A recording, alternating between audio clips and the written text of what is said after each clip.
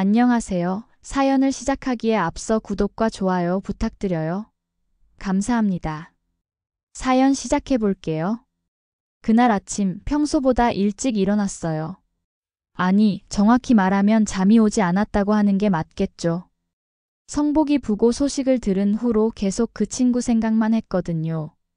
지난달에 병문안 갔을 때만 해도 곧 퇴원해서 소주 한잔 하자며 환하게 웃던 그 얼굴이 자꾸 떠올랐어요. 아내도 마찬가지였나 봐요. 거실에서 검은 옷을 다리미질하고 있는 모습을 보니 밤새 잠을 설쳤을 것 같더라고요. 우리는 말없이 서로를 바라봤어요. 50년 넘게 알고 지낸 친구를 떠나보내는 마음이 어떤 건지 굳이 말하지 않아도 서로 알 수 있었죠. 아내가 중얼거리며 한숨을 쉬었어요. 성복이 부인이 얼마나 힘들까 하는 마음이 담긴 한숨이었어요. 성복이와 우리는 정말 가까웠어요. 같은 동네는 아니었지만 차로 30분 거리에 살면서 한 달에 한 번은 꼭 만났거든요. 우리 부부와 성복이 부부, 이렇게 4명이서 맛집도 찾아다니고 등산도 하고. 아이들 키울 때는 서로 바빠서 자주 못 만났는데 애들이 다 장가들고 시집간 후로는 더 자주 만났죠. 성복이는 참 좋은 친구였어요. 국민학교 때부터 한반이었는데 공부도 잘하고 운동도 잘하고 그런데도 늘 겸손한 그런 친구였죠. 오히려 공부 못하는 친구들 숙제도 도와주고 점심도 굶는 친구가 있으면 자기 도시락 나누어 주고 그런 마음씨 좋은 친구였어요. 중학교, 고등학교는 다른 학교를 갔지만 동창회에서 계속 만났고 결혼하고 나서도 가족끼리 가깝게 지냈어요. 성복이에게는 아들 하나, 딸 하나가 있었는데 우리 아이들과도 어릴 때부터 알고 지낸 사이였거든요. 그런데 몇 달 전부터 몸이 안 좋다더니 병원에서 검사를 받아보니 이미 많이 진행된 상태였나 봐요. 그래도 치료받으면서 긍정적으로 생각하려고 했는데 이렇게 갑자기 떠날 줄은 정말 몰랐어요. 장례식장에 도착하니 이미 많은 사람들이 와 있었어요. 성복이가 회사에서도 인망이 두터웠거든요. 우리는 먼저 빈소에 들어가 절을 올렸어요. 영정사진 속의 성복이는 평소처럼 온화한 미소를 짓고 있었어요. 그 모습을 보니 눈물이 왈칵 쏟아졌어요. 상주로 서 있는 성복이 부인을 보니 마음이 더 아팠어요. 평소에 늘 단정하고 밝은 모습이었는데 오늘은 완전히 절망에 빠진 모습이었어요. 아내가 그분을 꼭 껴안고 한참을 울더라고요. 언니가 이렇게 힘든데 성복이가 어떻게 편히 가겠냐며 조금이라도 마음을 추스르라고 위로했어요. 성복이 부인은 아내의 말에 더 크게 울음을 터뜨렸고 옆에서 지켜보는 저도 목이 메었어요. 조문을 마치고 우리는 뒤쪽 테이블에 자리를 잡았어요. 이미 와 있던 동창들과 인사를 나누며 앉았는데 모두들 침울한 표정이었어요. 철수 녀석은 아예 눈이 빨갛게 되어 있었고 영호는 계속 한숨만 쉬고 있었어요. 우리는 조용히 성복이를 추억했어요. 철수는 눈을 국민학교 때 운동회에서 우리 반이 우승했을 때 성복이가 얼마나 기뻐했는지 얘기했고 영호는 처음 동창회에서 만났을 때의 반가웠던 기억을 떠올렸어요. 저도 6학년 때 도시락을 못 가져온 친구에게 성복이가 자기 도시락을 나누어 준 일을 생각했어요. 그때 그 친구가 얼마나 고마워했는지. 성복이는 그런 사람이었어요. 누구에게나 친절했고 남을 도와주기를 좋아했고 절대 다른 사람을 깎아내리지 않았어요. 그런데 그때였어요. 뒤늦게 누군가 큰 소리를 내며 들어왔어요. 돌아보니 이창섭이었어요. 국민학교 때부터 집안이 좀 잘 살았던 친구였는데 몇 년 전부터 자기가 산 건물값이 올라서 100억대 건물주가 되었다며 동창회 때마다 자랑하던 그 친구였어요. 창섭이는 들어오면서부터 큰 소리로 떠들어댔어요. 장례식장 분위기가 어떤지도 모르는 듯 했어요. 우리 테이블로 다가오더니 빈 의자에 털썩 앉으면서 분위기가 왜 이렇게 침울하냐며 사람 가는 거 순서가 있겠냐면서 사람은 다 때 되면 가는 거다라고 했어요. 아무리 그래도 친구 장례식인데 마치 남인 것처럼 이야기하더라고요. 철수가 여기서 넌 그런 소리를 하냐며 말하는데 창섭이가 손을 휘저으며 막았어요. 그러면서 슬프긴 하지만 그래도 술이나 한잔 하자고 어차피 성복이도 우리가 이렇게 울상하고 있는 거 좋아하지 않을 거라고 했어요. 말은 그럴싸하게 했지만 태도가 영 마음에 안 들었어요. 정말 친구를 애도하는 마음이라면 저렇게 예의 없이 거들먹거리는 태도로 떠들어댈 수 있을까요? 창섭이는 소주병을 따더니 자기 잔에 먼저 가득 채우고는 자기가 부조를 100만 원이나 넣었다며 자랑했어요. 요즘 장례비가 얼만지 알냐며 이 정도면 많이 도움되겠다고 했어요. 자기가 부조를 얼마나 했는지 자랑하는 것도 기가 막혔는데 그 다음에 하는 말이 더 가관이었어요. 창섭이가 갑자기 저를 보더니 손가락질을 하며 말했어요. 야, 질질 짜지만 말고 술이나 따라봐. 너 내 꼬봉이었잖냐. 그 순간 정말 머리에 피가 확 올랐어요. 꼬봉이라니. 국민학교 때 창섭이는 친구들을 자기 마음대로 부리려고 했어요. 하지만 그건 50년도 더 된 일이고 우리는 이제 다 60대가 넘은 어른들이에요. 그런데 친구 장례식에서 그런 말을 하다니. 제가 참으며 말조심 좀 하라고 했지만 창섭이는 더 신이 났는지 큰 소리로 계속했어요. 부조는 넉넉하게 했냐? 그래도 넌 성복이라 친했으니까 더 해야 하는 거 아냐? 하긴 뭐니 형편도 있으니까 성복이도 이해할 거다. 완전히 저를 조롱하는 말투였어요. 제가 회사원으로 평범하게 살아왔다는 걸 비꼬는 거였죠. 다른 친구들도 다들 불편한 표정을 지었지만 장례식장에서 시비를 걸 수도 없고 해서 다들 참고 있었어요. 저도 참았어요.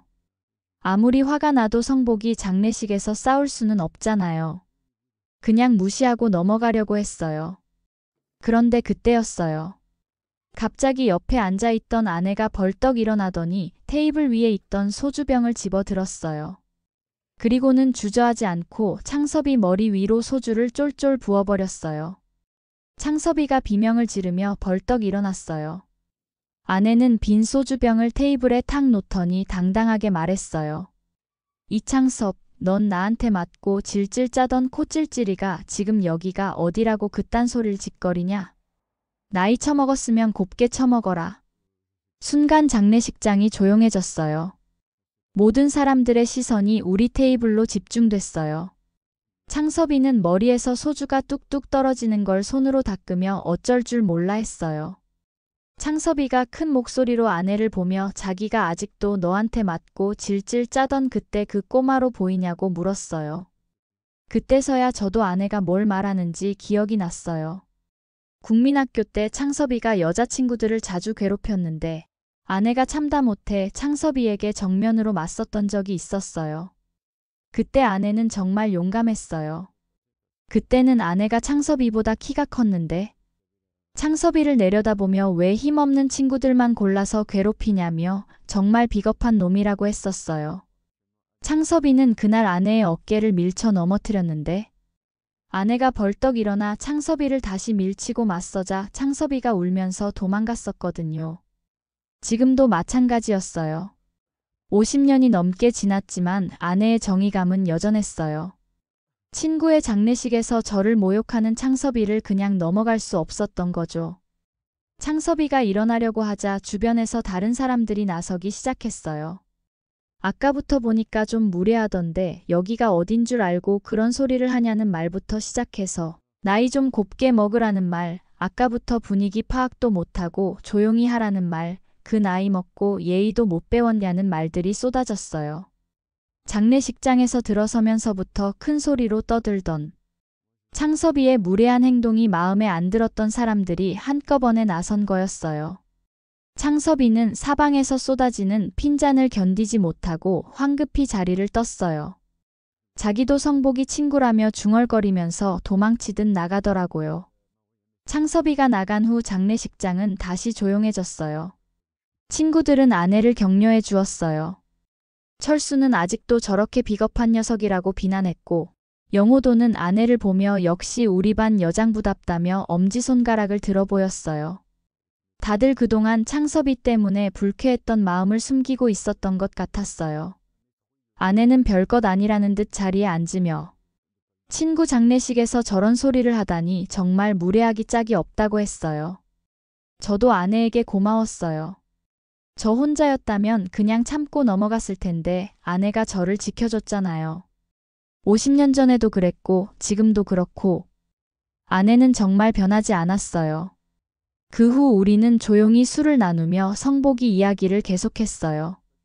창섭이가 만든 불쾌한 분위기는 사라지고 다시 친구를 그리워하는 따뜻한 분위기가 되었어요. 성복이가 얼마나 좋은 친구였는지 언제나 남을 배려했던 그의 모습들을 하나씩 되새겨 보았어요. 창섭이와는 정말 대조적이었죠. 같은 나이, 같은 시대를 살아왔지만 이렇게 다를 수가 있을까 싶을 정도로요. 철수는 성복이 같은 친구를 둔 게 정말 복이었다고 했고, 영호는 이제 우리도 언제 갈지 모르는 나이이니 성복이처럼 좋은 사람으로 기억되고 싶다고 말했어요. 우리는 성복이를 위해 잔을 들고 마지막 작별 인사를 했어요. 좋은 곳에 가서 편히 쉬라고 우리가 항상 기억하겠다고 마음속으로 말했어요. 그렇게 우리는 밤늦게까지 성복이를 그리워했어요. 슬프기도 했지만 좋은 친구를 두었던 것에 대한 감사함도 있었어요. 집으로 돌아가는 길에 아내에게 장례식장에서 그런 일이 벌어질 줄은 몰랐다고 하니 아내는 저런 사람들은 어디서든 문제를 일으킨다며 돈이 좀 있다고 해서 친구들을 깔보다니 정말 한심하다고 했어요. 아내 말이 맞았어요. 창섭이는 예전부터 그런 성격이었어요. 자기보다 약한 사람은 깔보고 자기가 우위에 있다고 생각하면 상대방을 무시했어요. 국민학교 때도 그랬고 지금도 마찬가지였죠. 하지만 성복이는 달랐어요. 공부도 잘하고 운동도 잘했지만 누구에게나 겸손했어요. 자기보다 못한 친구들도 차별하지 않고 똑같이 대했어요. 그래서 모든 친구들이 성복이를 좋아했던 거죠. 아내가 한숨을 쉬며 성복이 같은 친구가 먼저 가고 창섭이 같은 놈은 건강하게 살아있다니 하늘도 참 무심하다고 했어요. 저는 그래도 성복이는 좋은 사람들에게 둘러싸여서 행복했을 거라고 말했어요. 가족도 화목하고 친구들도 많고 그런 게 진짜 행복 아닐까 했더니 아내도 맞다고 하더라고요. 돈이 많다고 해서 행복한 건 아니라며 창섭이를 보면 건물주라고 자랑하지만 친구들한테 미움받는데 그게 무슨 소용이냐고 했어요. 집에 도착해서도 우리는 한참 더 이야기했어요. 성복이에 대한 추억도 나누고 앞으로 우리가 어떻게 살아야 할지에 대해서도 생각해봤어요. 아내가 우리도 이제 60대가 넘었으니 언제 무슨 일이 생길지 모르는 나이라며 그래서 남은 시간을 더 소중하게 살아야겠다고 했어요. 남은 시간 동안은 정말 의미 있게 살고 싶다고 하더라고요. 그러던 어느 날 뜻밖의 소식을 들었어요. 창섭이가 교통사고로 입원했다는 거였어요. 철수에게서 온 전화였어요. 창섭이가 길을 건너다가 차에 치여서 다리가 부러지고 갈비뼈에 금이 갔다는 거였어요. 생명에는 지장이 없지만 입원해야 한다고 했어요. 그런데 더 충격적인 건 다른 얘기였어요. 친구들이 아무도 병문안을 가지 않는다는 거였어요. 왜 아무도 안 가냐고 물으니 그동안 창섭이가 워낙 친구들을 무시하고 그래서 다들 가기 싫어한다고 하더라고요. 그래도 다친 건데 하니 철수도 그래서 전화한 거라며 50년 넘게 알고 지낸 친구인데 이러면 안 되는 것 같다고 했어요. 전화를 끊고 아내와 상의했어요. 창섭이가 그동안 친구들에게 어떻게 했는지 생각하면 이해가 되는 일이었어요. 성복이 장례식에서의 일뿐만 아니라 평소에도 돈 자랑에 친구들을 깔보는 말을 자주 했거든요. 결국 우리가 병원에 갔어요. 창섭이는 혼자 침대에 누워 있었는데 우리를 보고 놀라는 표정을 지었어요. 너희들이 왜 왔냐고 하기에 다쳤다는 소리 듣고 왔다고 했어요. 창섭이는 말없이 우리를 바라봤어요.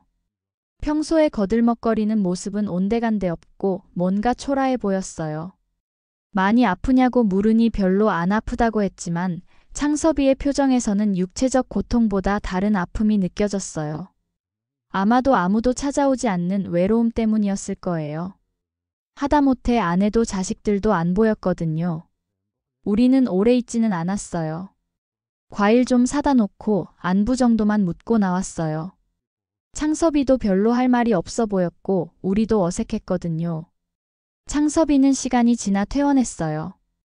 그 후로도 동창회에는 나오지 않았어요. 아마 부끄러웠을 거예요. 자기가 그렇게 자랑하던 돈과 건물로도 진짜 친구는 사지 못한다는 걸 깨달았을 테니까요. 창섭이는 여전히 100억짜리 건물주로 살고 있었지만 진짜 친구는 하나도 없었어요. 돈으로는 모든 걸 살 수 있다고 생각했겠지만 사람의 마음만은 살 수 없다는 걸 이제야 깨달았겠죠. 우리 부부는 여전히 행복하게 지내고 있어요. 아이들도 가끔 놀러 오고 손자 손녀들도 생겨서 더욱 즐거운 나날을 보내고 있어요. 무엇보다 서로를 아끼고 사랑하는 마음은 50년 전이나 지금이나 변하지 않았어요. 몇 달 후 동창회가 있었어요. 성복이가 없는 첫 동창회였죠. 모두들 성복이 이야기를 하며 그를 그리워했어요. 창섭이는 역시 나오지 않았어요. 성복이가 없으니까 정말 허전하다며 모두들 아쉬워했어요. 항상 먼저 와서 자리 잡고 기다리고 있었는데 하면서요. 우리는 성복이를 위해 빈자리에 술잔을 놓고 건배했어요. 그리고 성복이가 좋아했던 노래도 불렀어요. 그날 동창회는 이상하게 더 따뜻했어요. 창섭이가 없어서 그런지 모두들 편안하게 이야기했어요. 서로를 깎아내리거나 자랑하는 사람 없이 그저 오랜 친구들이 만나서 추억을 나누는 그런 시간이었어요. 이 나이에 이렇게 모일 수 있는 친구가 있다는 게 소중한 거라며 한 친구가 말했어요. 다른 친구도 우리도 이제 언제 무슨 일이 생길지 모르는 나이라며 앞으로 더 자주 보자며 동의했어요. 집으로 돌아가는 길에 아내와 이야기했어요. 오늘 동창회는 참 좋았다고 하니 아내도 창섭이가 없으니까 훨씬 편하더라고 하더라고요. 집에 도착해서 우리는 차 한 잔을 마시며 더 이야기했어요. 그리고 앞으로의 계획에 대해서도 이야기했어요. 이제 우리도 진짜 노후를 생각해야 할 때가 된 것 같다고 아내가 말했어요. 아이들도 다 독립했고 이제 우리 둘만의 시간이니까요. 그날 밤 잠들기 전에 성복이 생각이 났어요. 아마 성복이도 우리처럼 아내와 함께 노후 계획을 세우고 있었을 텐데. 정말 안타까웠어요. 우리는 앞으로도 성복이를 기억하며 살아갈 거예요. 그리고 성복이가 보여준 것처럼 남을 배려하고 겸손하게 의미 있게 살아갈 거예요. 그것이 50년지기 친구에 대한 최고의 추모이자 우리 자신을 위한 최고의 삶일 테니까요. 제 긴 이야기를 끝까지 들어주셔서 감사합니다. 구독과 좋아요, 알림 설정까지 잊지 마세요.